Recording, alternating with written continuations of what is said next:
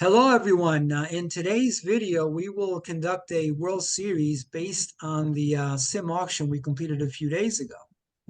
That auction was based on a player pool derived from the 1972 Athletics, the 1974 Dodgers, the 1985 Yankees, and the 1990 Reds.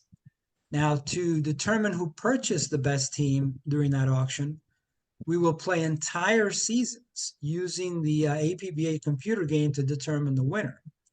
Now, in our version of the World Series, every season counts as one game. The team that wins 4 seasons wins the World Series. So essentially, by simulating entire seasons, we leave no doubt as to who the best team is.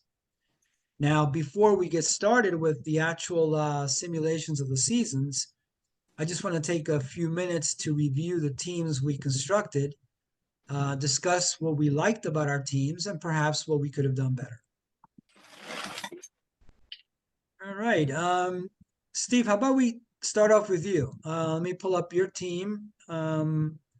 So what did you like about the team? What do you think maybe if you had a chance to do it all over again, what would you have done differently? I If I any, would need more hitting. I think I have a couple decent hitters.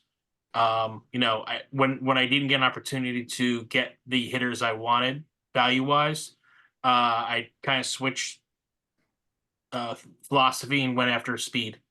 yeah, So I could use another hitter in there. I think with another good hitter, I could have done more damage.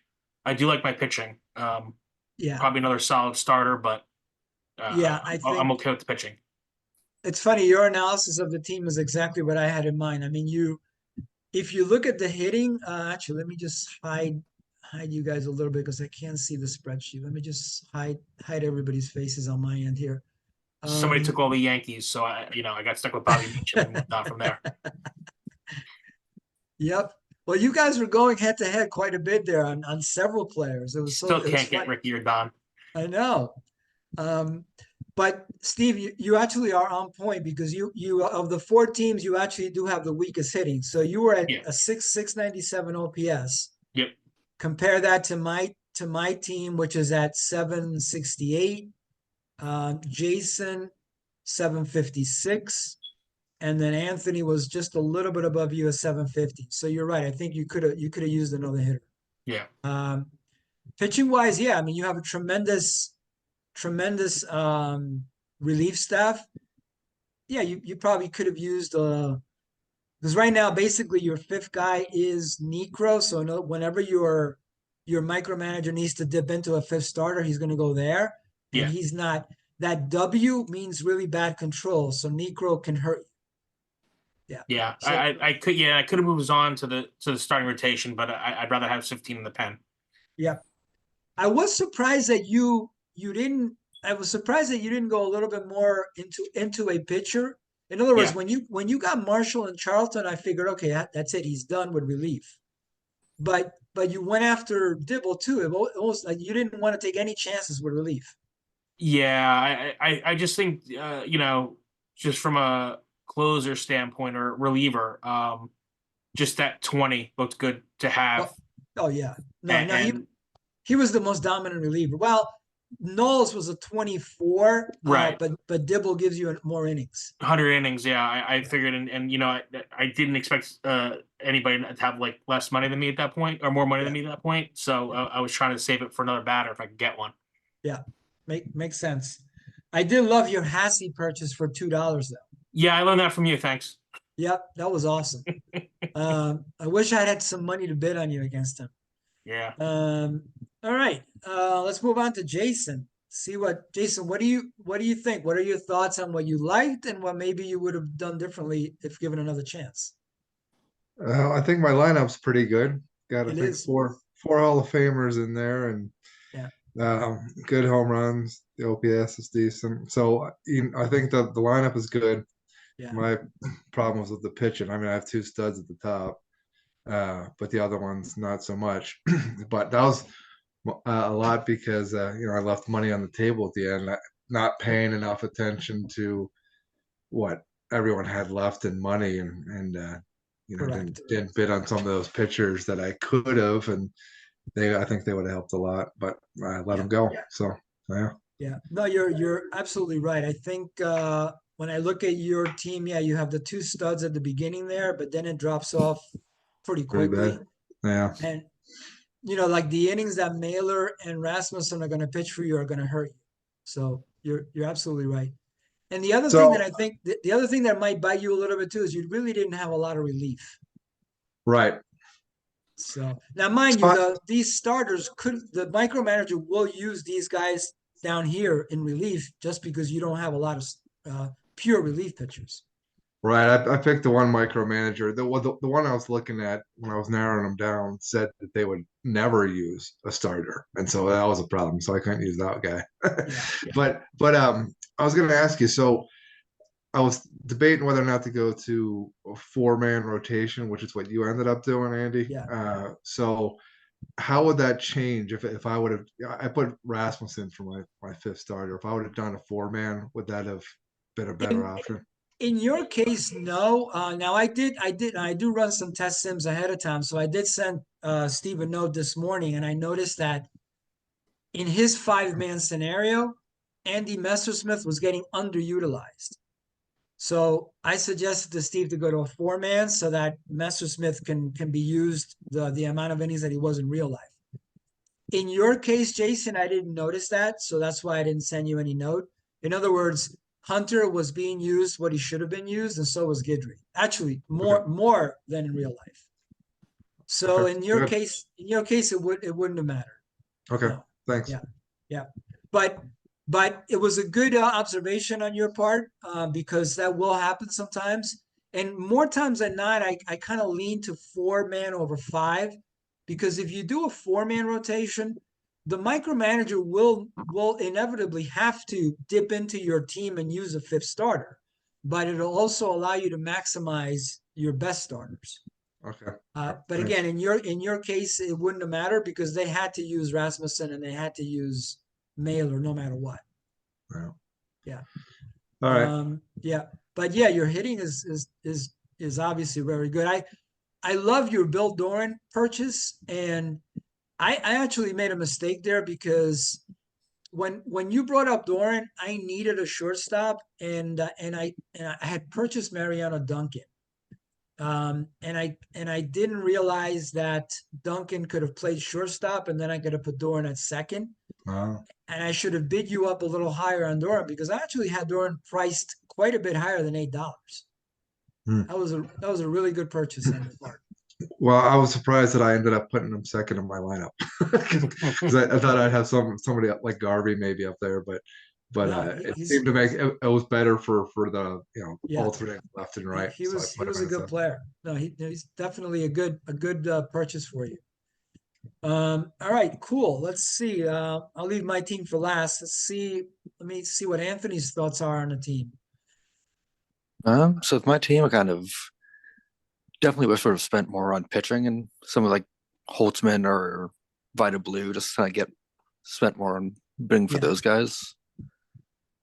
Yeah, you're right, because I think you run into a little bit of the same scenario, Anthony, where after your top two, Niekro's not that bad and Rao's not that bad, but I think Cowley's gonna kill you because he's a great at 6, and then this M means he gives up a lot of home runs. So he might end up hurting you quite a bit. These other guys, not so much. Now, what'll mitigate that a little bit is you do have tremendous relief, just like Steve does. So that will help a little bit, but still, the bottom line is, the starters have to pitch a certain number of innings. You can't rely on your relievers solely. So no matter what, some of these guys can hurt you. And then hitting wise, you probably could have used that money you left unspent on a hitter, probably too. Yeah, definitely there. Like on Yeah. base wise, the lineup wasn't bad, just Yeah. not a lot of slugging whatsoever. Correct. Yeah, on base you might have been one of the better teams. Yeah, I think I'm Let's double tied with check. you for the Yeah, highest. very close. 342. Yeah, you're right. You're at three. That's Close to it. 341. Yeah, you were actually very good on base. It was the slugging. You're right. I did like your Jimmy Wynn purchase. I actually had him targeted, but when I ended up with Mattingly, then I had to switch gears. But I like the Jim Wynn purchase at 20 very much. Yeah. All right. And then let me slide it into my team. So as I mentioned, I was targeting Wynn, but then when we were bidding on Mattingly, I actually had Mattingly priced a little bit higher than what I paid for, and I was just trying to get him up to that level. And then all of a sudden, you guys stopped bidding, and there I am, the proud owner of Don Mattingly. So I had to actually readjust my pricing a little bit for the rest of the hitters based on the fact that I wasn't planning on landing Mattingly. But I mean, I have no regrets. He was probably him and Henderson were probably the best hitters in the auction. So it was okay to land him. I was happy with Morris at 7. I had him priced a little bit higher. I was surprised you guys didn't bid me up a little bit on him. Who else? Somebody else I had in mind. Oh, you know what? The very first guy in the auction, I thought, like the bidding stopped at 6, and I was very happy to get Ron Say at 6. I had him priced a little bit higher.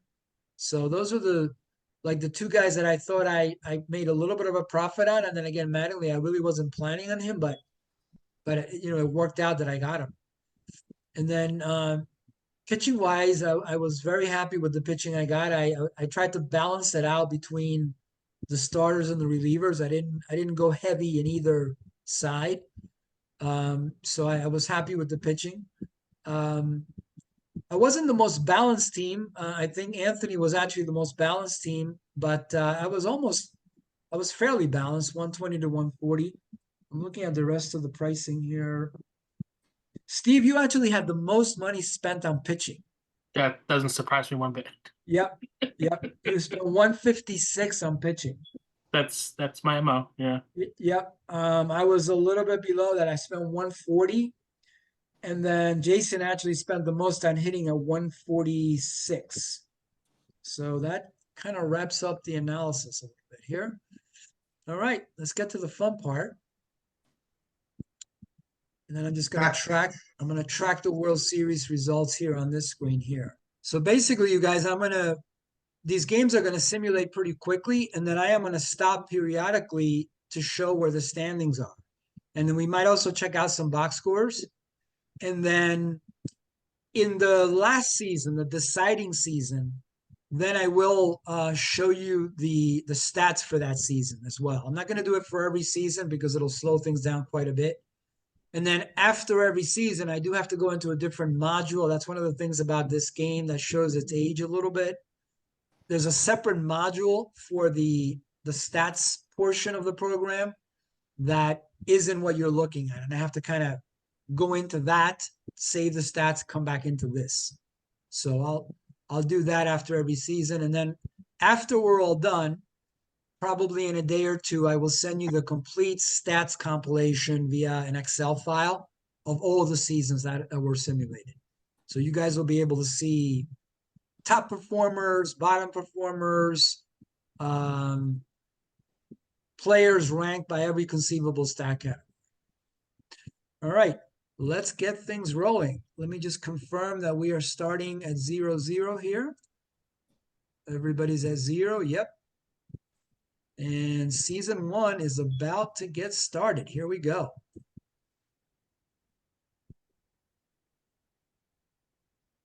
So that'll show you how quickly these games sim. All right, let's take a look at our standings in the early going here. All right, it looks like I'm off to a fast start. Anthony, not too far behind. Jason, not too far behind. Steve, you're falling behind a little bit.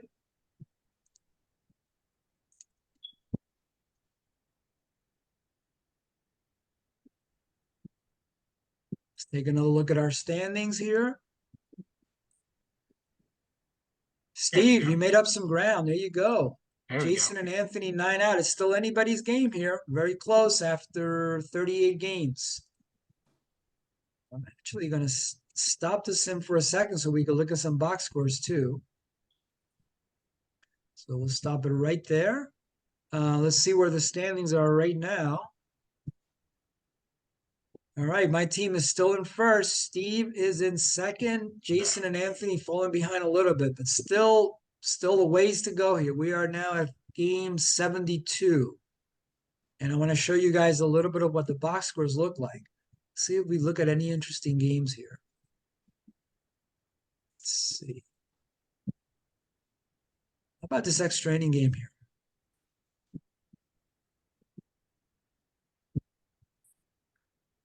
Actually, Rasmussen pitched an excellent game for you here, Jason.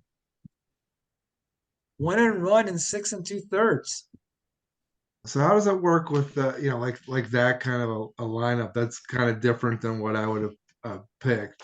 What So- happens is as the season goes along and players get tired, the micromanager then kind of makes their own selections for you.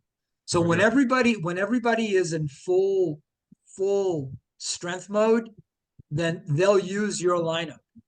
But when guys start to get tired, then they'll start to formulate their own lineups based on the seasonal norms for that team. So those averages then are cumulative up to the game at this point. Correct. Yeah. So for example, using my team as an example, I didn't have Mattingly batting third in any of my lineups. I had him batting second. Right. Yeah. And I don't think you had Larkin batting leadoff, although, it's hard to argue with Larkin batting leadoff. But He's got 15 stolen bases. That's pretty good. Yep. So that gives you an idea what the box scores look like. But yes, as the season progresses, then the sim manager will have to improvise with different lineups. So so like at this point in the season, do standings ever flip much, or is it pretty much it's kind of set by this point? It depends. I've seen, for example, there was an auction that I did 2 weeks ago, where the teams were very were talent-wise were very close together, and there were some very wide swings in the standings. Yeah. Let's see if there's anything else interesting here. There's a 13 inning, actually a 14 inning game.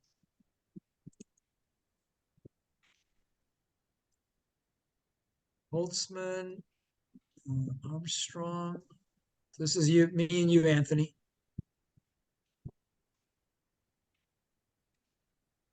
So Frank Tanana comes in relief and lays an egg. Yeah. Only 1 earned run though. That's true. Yeah, you're right. 4 hits though. Actually, yeah, 4 hits. Yeah. Nothing else of particular huge impact here.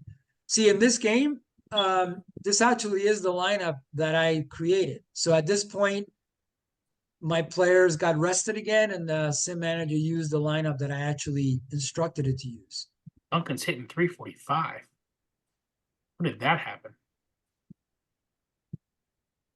Duncan, oh yeah. Actually, that year he did bat over 300. He did. But yeah, 345 is a little high, but this is only midway through the season. Yeah. And then Lee Lacy doesn't count because he's just like a pinch hitter. Yeah. So that gives you guys a little bit of an idea of what the box scores look like. All right, let's get back into the Sims. I don't want to do that. Next day, there we go. All right, here we go.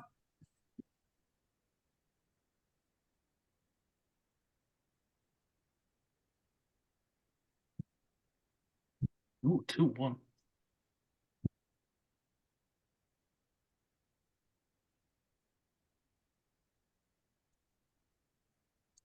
So we had a rain out there. There's a setting where I suppress the rainouts, but inevitably 1 or 2 sneak in anyway. All right, let's see how we're doing here standings wise. Steve, you are still making me nervous. Jason and Anthony are falling behind a little bit, but you're making me nervous here. So it's 8 games. Oh, I got 2 back from you. There you go. Let's see. Whoa. Oh, there you go. Nope. Nope. Wow. Opened up. There must have been a losing streak there somewhere.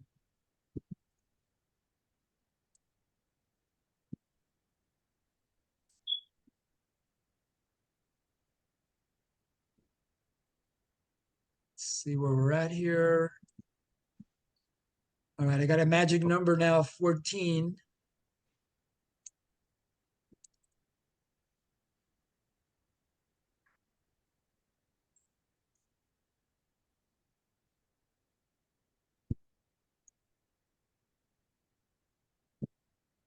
Right, it looks like I clinched. Let's see where the rest of this settles in.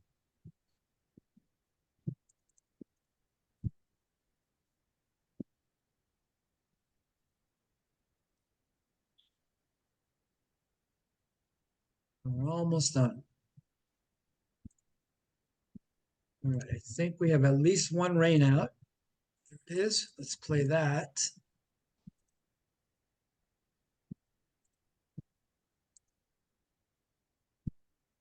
All right, there it is. Oof. 3-zip. Anthony wins, and the final tally is. Ah. All right, I won season 1. Let me just jot down this information, and I will save these stats, and we'll come back and we'll do season 2. Let's see. 97. So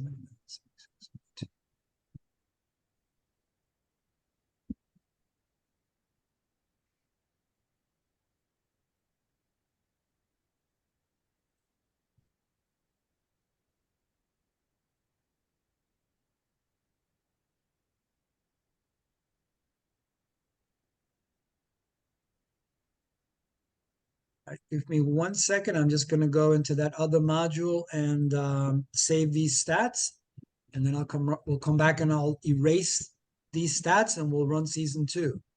All right. So now we're going to basically wipe out I saved this season already. We're going to basically reset these statistics and we're going to start season 2. And then, like I said, whatever the determining season is, there I will go into that other module and show you all those stats so you get a sense of what helped your team and what hurt your team. And then, of course, all that stuff will be compiled all 4 seasons, and you'll get that in a very nice Excel spreadsheet. All right. Before anything, let's wipe out these stats. Reset statistics. And let's just make sure we're at 0, 0. There we go. And here we go. Season 2 is underway.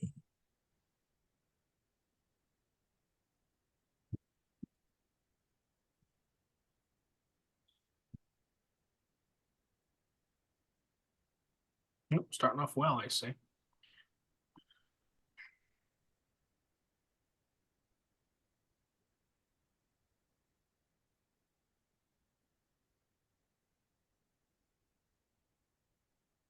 Well, Joe Cowley must have heard me saying bad things about him because I think he just beat me. All right, let's see where we're at early on. Anthony Ooh. tied with me for first. Steve right behind me. Jason still within striking distance. Very close.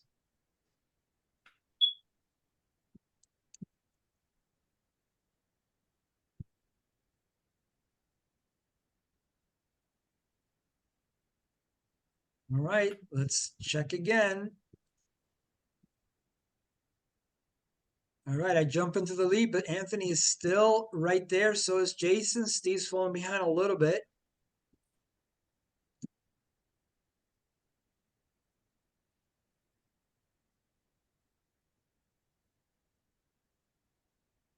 Seeing some high-scoring games here.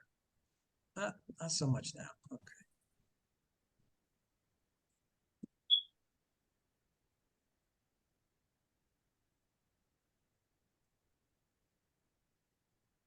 All right, let's see what the progress is. All right, I'm opening it up a little bit. Jason's now jumped into second place, 7.5 out. Well within striking distance.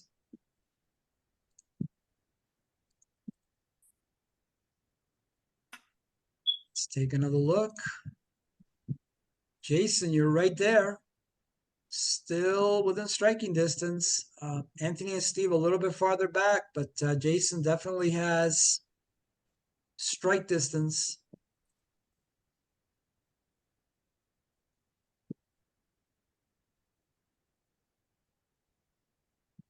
All right, I picked up a couple of games, and now we have a magic number.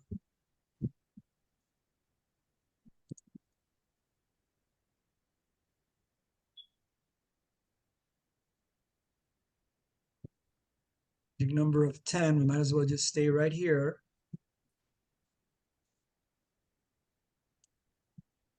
Magic number of 2.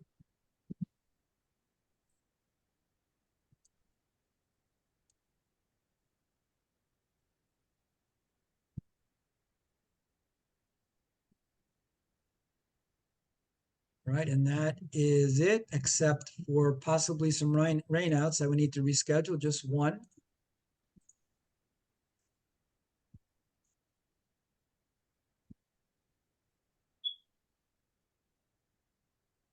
All right, that is a wrap. And the final tally for season 2 is, Oh, so I take season 2. Jason is at 81, just over Steve, followed by Anthony. So you guys, one thing that I want to point out, and this is where my reference to the back end pitching hurting you, you notice how it did open up towards the end, because at that point, no matter what, even if you had a 4-man rotation, your micromanager will have to use the less desirable pitchers. So your bad starting pitching tends to catch up to you as the season progresses. Yeah. Let me just jot this info down, and I'll save these stats, and we'll come back to season 3.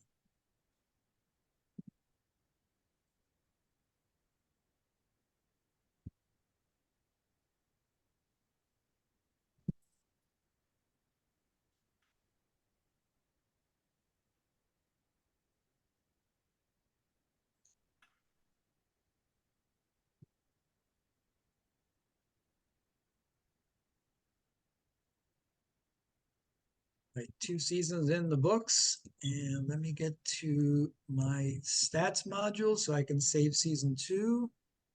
All right, stats are saved, and let's wipe out these stats, and we'll start into season 3. So reset stats, and we should be back at 0, 0. There we go. And here we go. Season 3 is underway.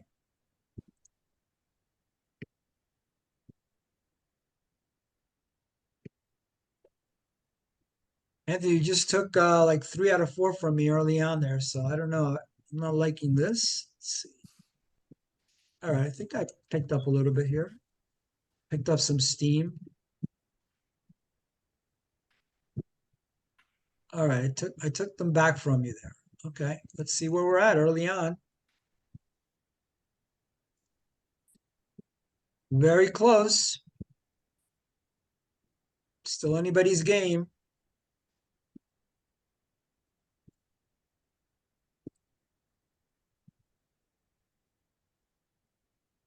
Steve, I think that hitting is impacting you.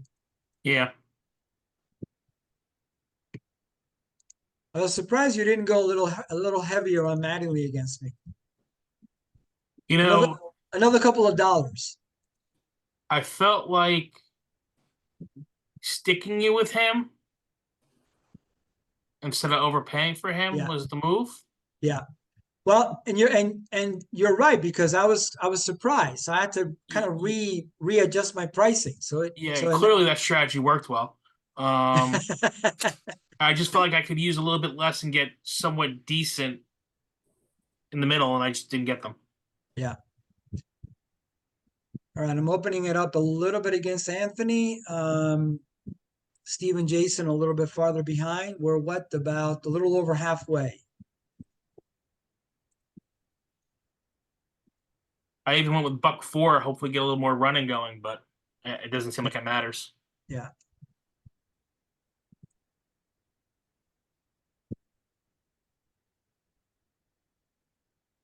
And opening it up a little bit more.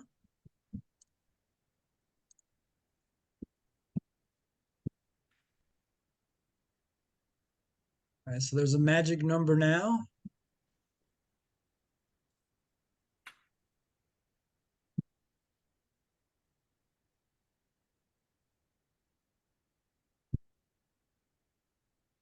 Just have a few more games left. See if there's any rainouts in this one. We got one.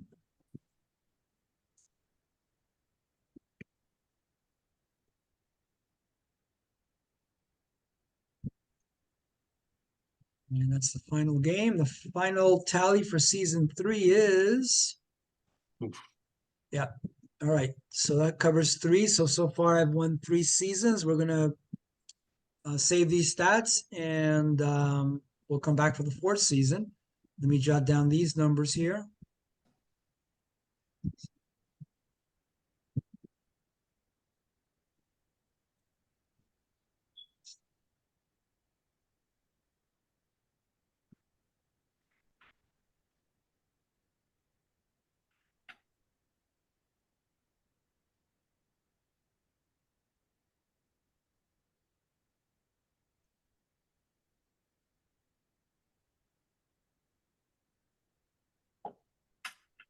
All right, season 3 is saved. See what you said before about Mattingly, that is really a good point because that's always a big decision for me. You know, do I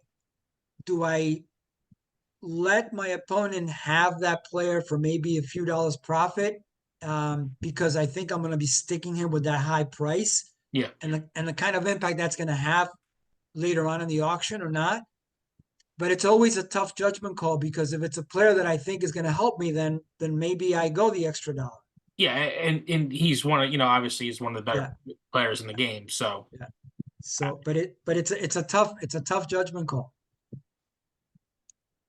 All right, let's wipe out season 3 stats so we can run our 4th.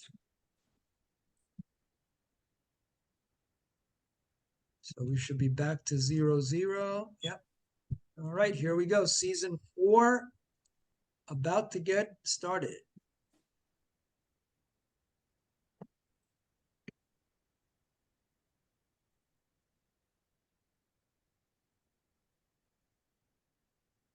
Just stop it for 1 second here. End of day. See where our standings are right now. Maybe we'll check a few box scores again. Early on. All right, I am off to a very hot start this time because there's separation at the beginning, which I hadn't seen in some of the other seasons. oh boy. Let's see what this box score looks like here. See, Anthony, this is what I meant about the impact of Cali. He just got lambasted. Yeah. Yeah. That definitely hurts. Let's see. Jason beat me here 6-2. Catfish with a complete game. Complete game and only 2 strikeouts. Wow. You can definitely tell that was, like players from another era. Nicely done.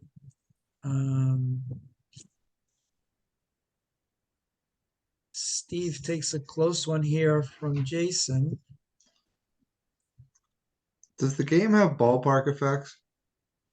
It does, but I don't turn them on. I just Okay. want a pure for the purposes of the auction, I just want pure valuation without having to take into account ballparks. Okay.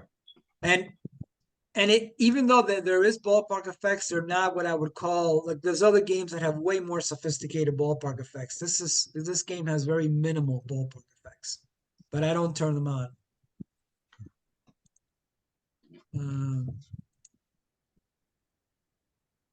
Yeah, let's see what else we have here. Okay, so somebody pitched a shutout for me, maybe. Let's see. Yeah, Riho. Nice game. Mattingly with a homer. All right, let's get back into it.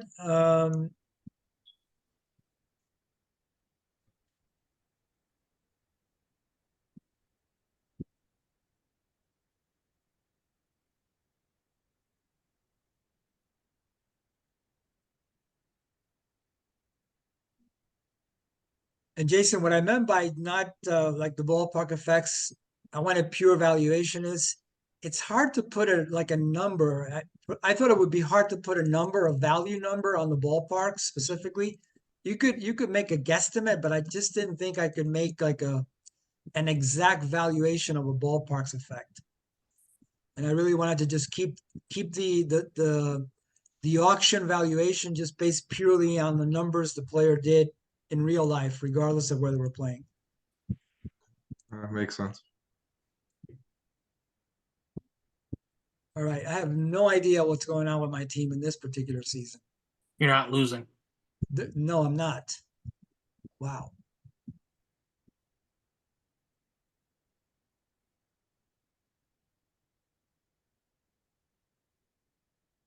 So we're up to, I think, a little bit past midway, almost midway, I think.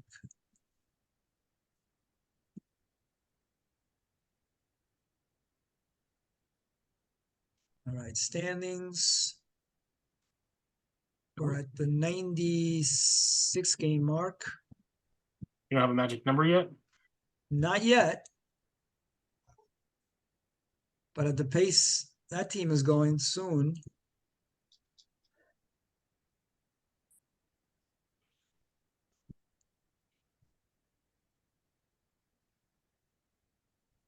You might win 120. I think 120, but it's definitely going to be over 100.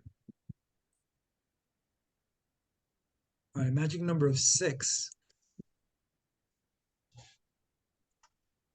134. Well, Steve's going to beat me cumulatively for 4 Oh, seasons. in terms of average? Well, yeah. Yeah. It's close for sure.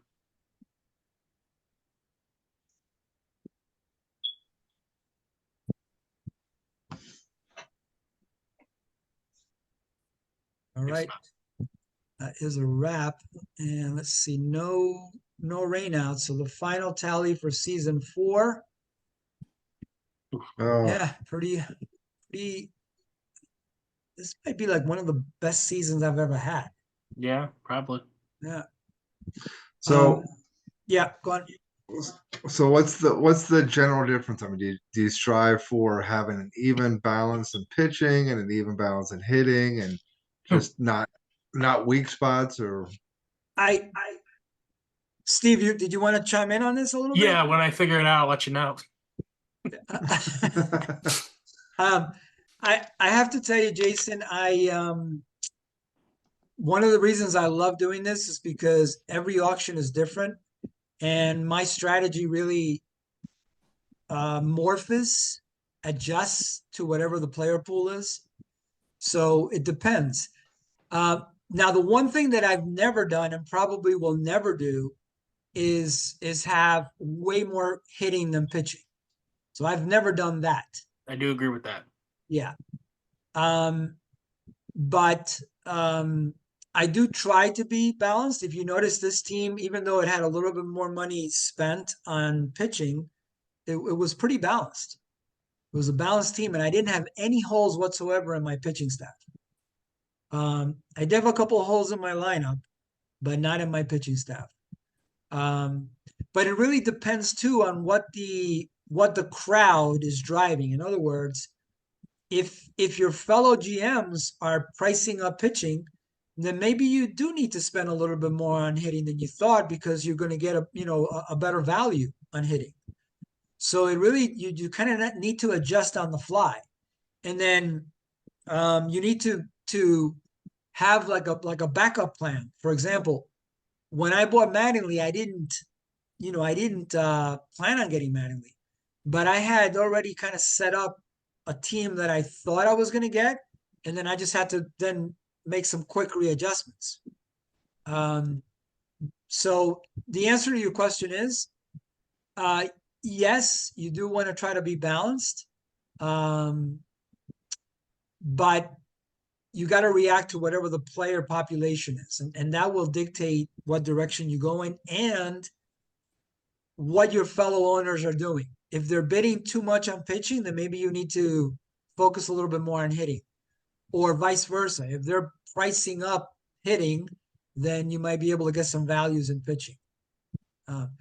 The one thing that I've never seen work is spending a crazy amount of money on hitting and not enough on pitching.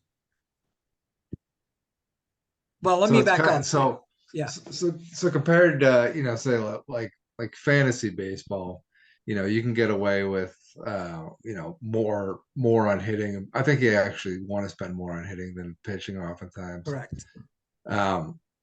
And I think that you can also get away with having you know, some really good studs that you spend a lot of money on, and then just a bunch of average people. But it seems like maybe here you want to kind of balance pitching and hitting, and you also kind of don't want to have, you know, a bunch of studs or a couple studs and a bunch of weaknesses. I mean, it's kind of, you want to balance within the lineup too. You do want balance within the lineup, and here you do want to have a closer valuation with your hitters and pitchers. Keep in mind that the traditional 65-35 split in fantasy baseball was really derived based on the fact that pitchers are so much more unreliable. Because when you look at the traditional fantasy stats, you know, you have they're equally divided between hitting and pitching. The only reason that more money flows to hitting is because in fantasy baseball you're bidding on projected stats. You don't really know what's going to happen, and you want to put your money on the most reliable resources, and those happen to be hitters, or most predictable resources. So whereas here you kind of know already, you know what you're going to get from these guys. So the valuation needs to be a little bit tighter, and certainly not 65-35. Okay.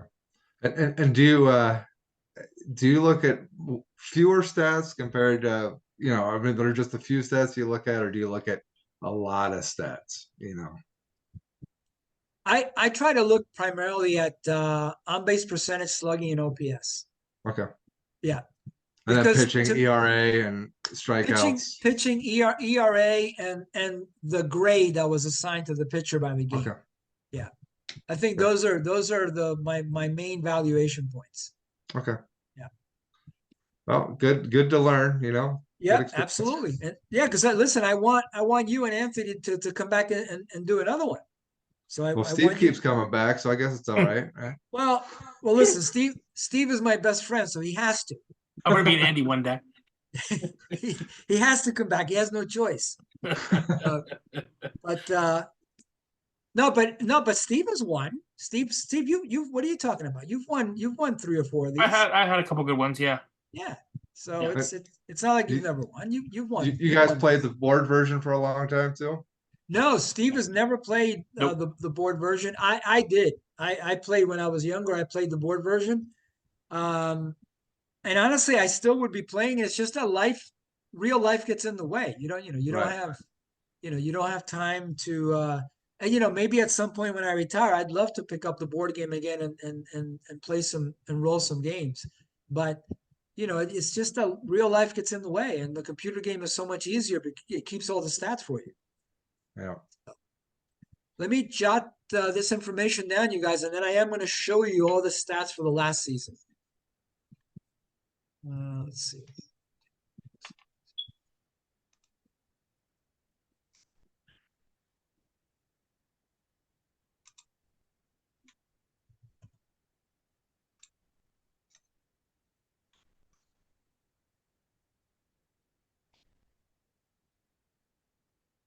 Oof.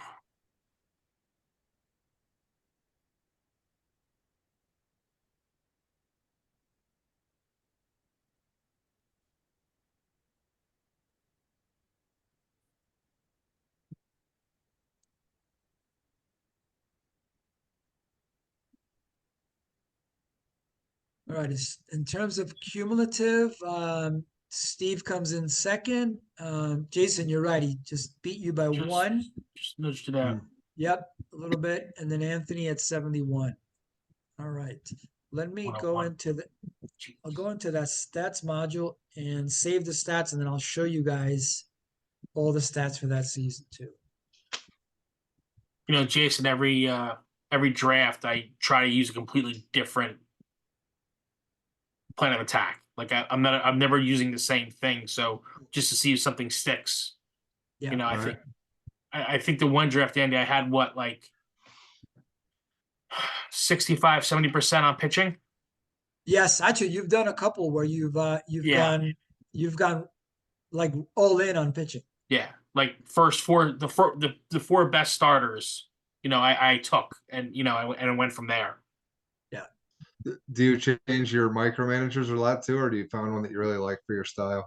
There's two or three I really like. I have mixed it up when you know, depending if like, yeah, you know, if I have all speed, I'm gonna take, you know, buck 4 over buck 2, or if I just want to try somebody new just for the sake of doing it, I've done that. But the Miller, Martin, when he was available, who's the other one Andy we use a lot?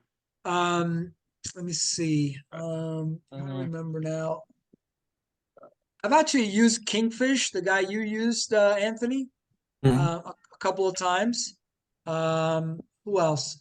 We use Actually, Felipe Chappie Chappie, yeah. because Felipe when we used Hernandez I've used. all old teams, Yeah. like you know, we went back like in, you know, 19 the era, the dead ball like era. We've used a bunch of guys. yeah, 1906 Cubs, 1927 Yankees. Yeah. Weaver.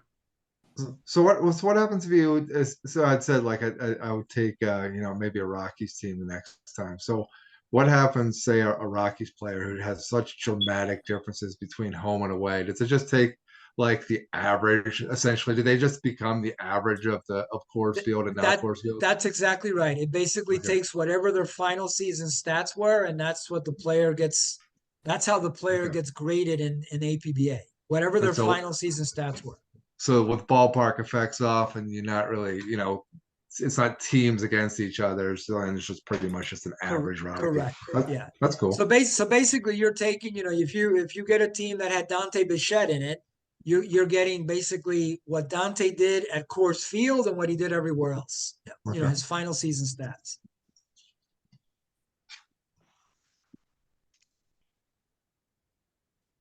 Let me make sure I save this, and then I'll share my screen for this particular module. All right. Can you guys see the screen? Just confirm. Yes. Yep. Great. All right. So this is the stats compilation just for the last season, not for all 4 seasons, but the Excel spreadsheet that I'm going to send you will have all 4 seasons. This is what you're looking at now is just for this past season. So what I want to do here is I'm going to sort this by innings pitched. I think that might be the best.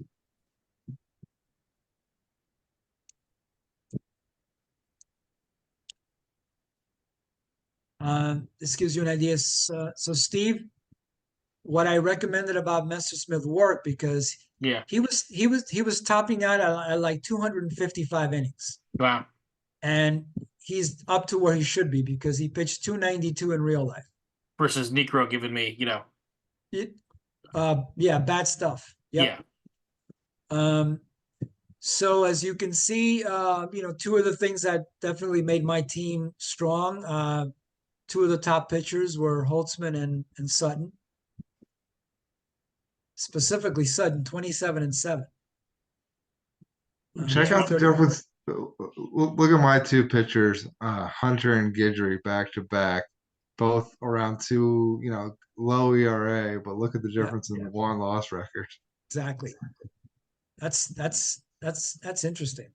Is that just bad luck, or is there? Well, that's definitely bad luck because, you know, if you listen to the cybermetric community argument about who should be getting the Cy Young awards, the cybermetric community completely disregards wins. So wins are in a lot of cases of just pure luck. You know, whether you happen to get run support that day. So should fancy baseballers.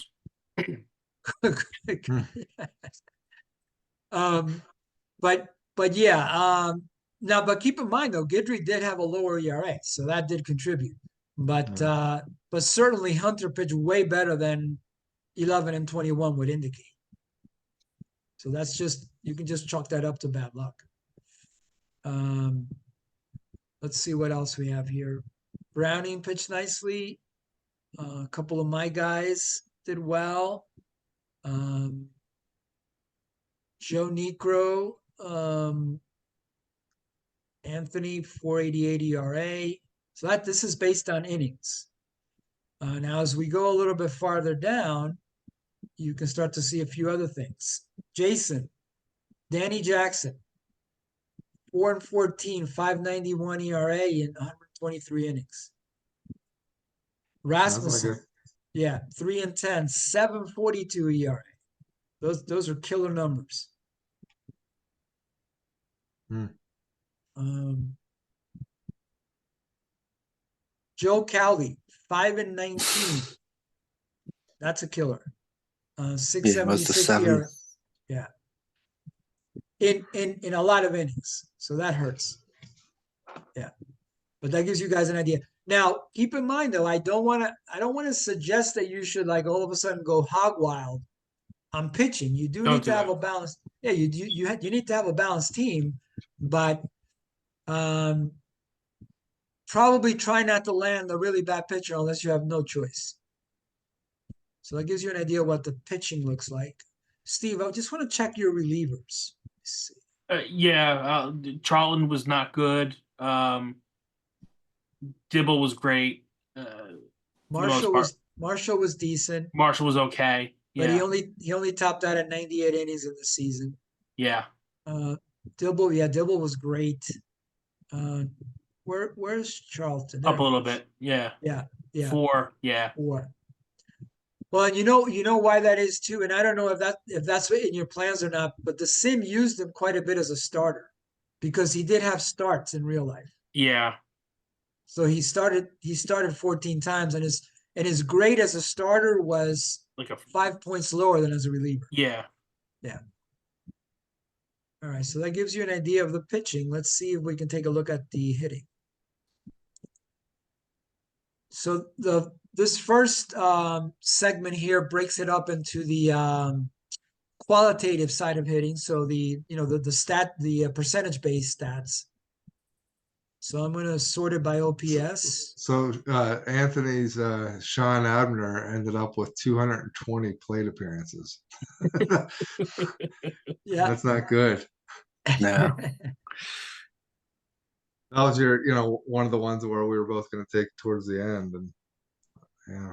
So what happened there? Maybe like injuries or something that they had to fill it No, in. no, not at all. It was really that those at bats needed to be used. If you look at Anthony's team, you'll see that those at bats did need to be used Huh. because his regular players were fatigued.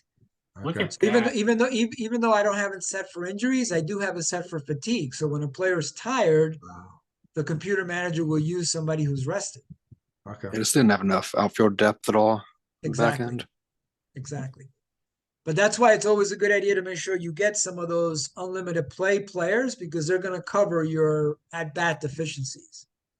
So this particular page here ranks the hitters on qualitative stats, and I ranked it by OPS. And there's what I said about Ron Hassey. There he is. #1 in OPS. And that's in a fair amount of plate appearances, Yeah. 335 plate appearances. Yeah. Second, my guy Rudy. Ricky, 966. So as expected. Mattingly a little bit lower down at 900, but still excellent. Epstein was really good too. Here's another one of my guys here. Mariano Duncan, who we talked about before. Anthony's Jimmy Wynn checking in at 835 OPS. Let's see. Jason Winfield, 801. Reggie, 799. All right, so that gives you an idea of the qualitative stuff. I'm just looking for like an outlier that was bad. Let's see. I don't really see like a really bad outlier.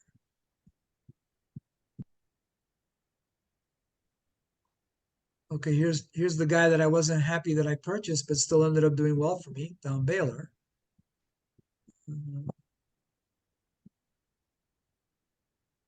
Where's Pags? Did I miss him? Tags, let's see. There's Bobby. Oh, there he is. Oh There yeah. you, oof. Oh yeah. So he did not do well.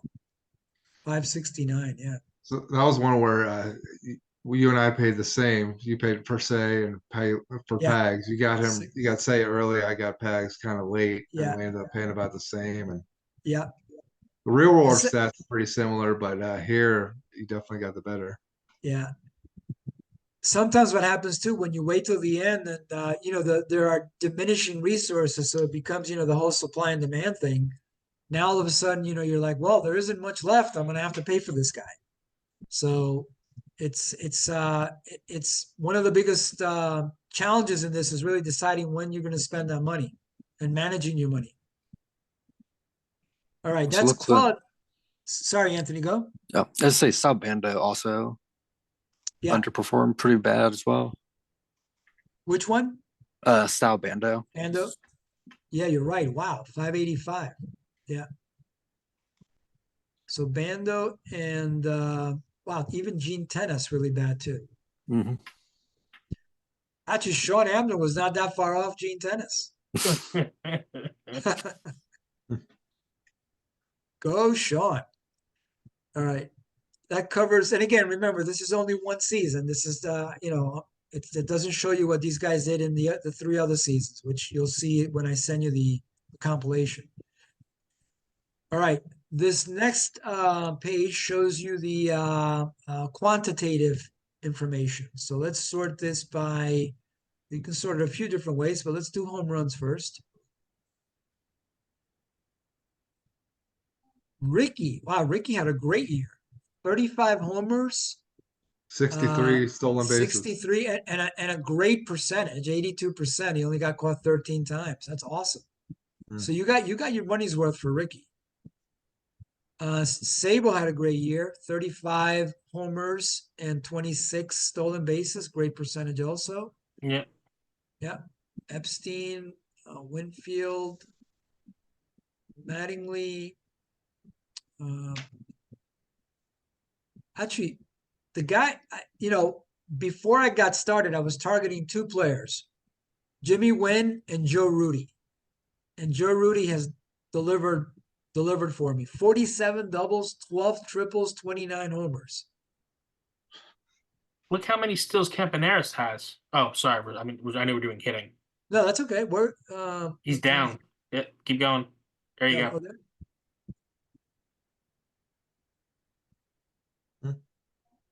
Wait, wow. Yeah, Yeah. that's very Yeah. increased. Yeah. Because in real life, he stole 50. I was gonna say it was like 50 something, right? Yeah, 52. Yeah.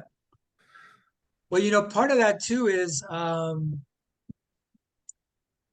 it could have been your manager, Anthony. I'm gonna have to double check. I'm gonna have to run some sims with a different manager.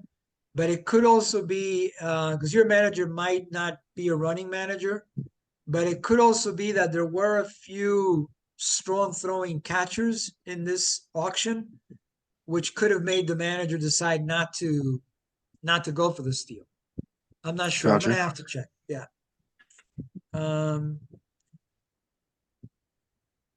Yeah, but maybe it is the manager because I do notice that some of these other guys have great percentages. Look at Larkin. 30 stolen, only caught 4 times. Lope says 53 up there as well. 53, yeah. Mhm. Although Campaneris is, I'm gonna have to. When I looked at it before, his OPS was very low too. So maybe in this particular season, He just didn't get on base enough. Yeah. Let's see what else. Eric Davis. If Eric Davis had not gotten injured as much as he did, he could have been a Hall of Famer in my opinion. He put together a few years there which were amazing. Mm-hmm. Like Ronald Acuna-ish in terms of power and steals. So that gives you an idea of the hitters. Hassey, 24 homers and only 304 at bats. Nice. All right, so we looked at the stolen bases too. Ricky Henderson, great year. All right, let's switch over to this next screen so I can show you the comparison in terms of the team hitting and pitching. So the game doesn't show me OPS, but it'll be included in my Excel spreadsheet when I send it to you. But some quick math here will show you that I had the better hitting team overall, at least in the sim.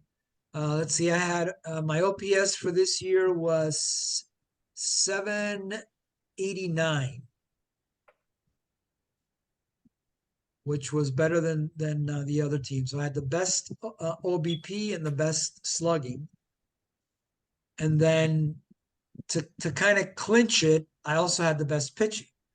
So when you put together best OBP, best slugging, and best ERA, you're going to get these results. But your stolen base percentage was low. It was horrific. Yeah. So the others were actually Steve, you stole 209 bases. Yeah, I'm tired. Wow.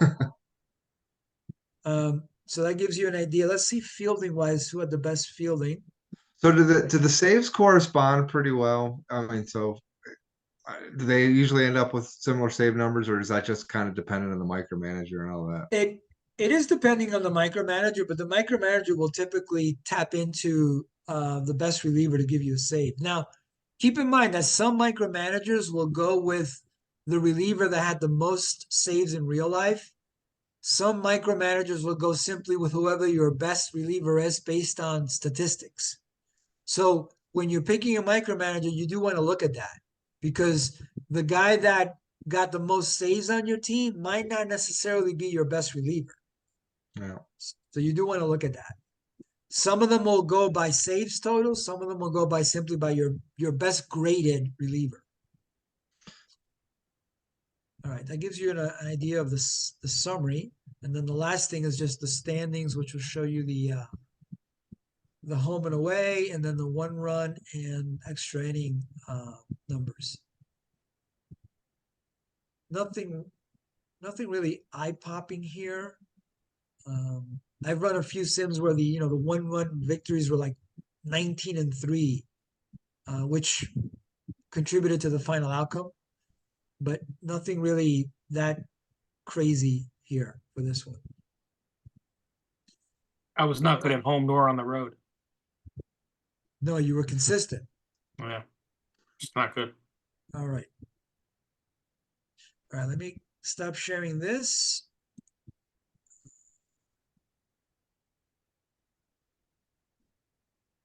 So guys, that is a wrap. Anthony, Jason, I do not want you to be discouraged. I want you to consider coming back to do another sim auction. And I'm actually thinking of setting one up in maybe middle of January. And for that one, I'm thinking of not playing. I'm thinking of just being the auctioneer. So I'll when I settle on a date, I'll send you guys a notice of it in case you're interested. I'd love to see you guys take another shot at it. I don't want you to be discouraged by the results. And hopefully you learned a couple of things of what you might want to try differently next time. Yep. Sounds good. Well, give it a shot again. Yeah. Cool. I will as well. Fantastic. Well, Cool. thank you. Well, Appreciate it. Well, you guys, thank you. Steve, I will see you on Saturday. I'm sure you're going to figure something crazy to make my life impossible. We'll see. All right. All right, you guys. Take care. Bye. Thank See you you. guys. Take care. Good night. Bye. Thank you.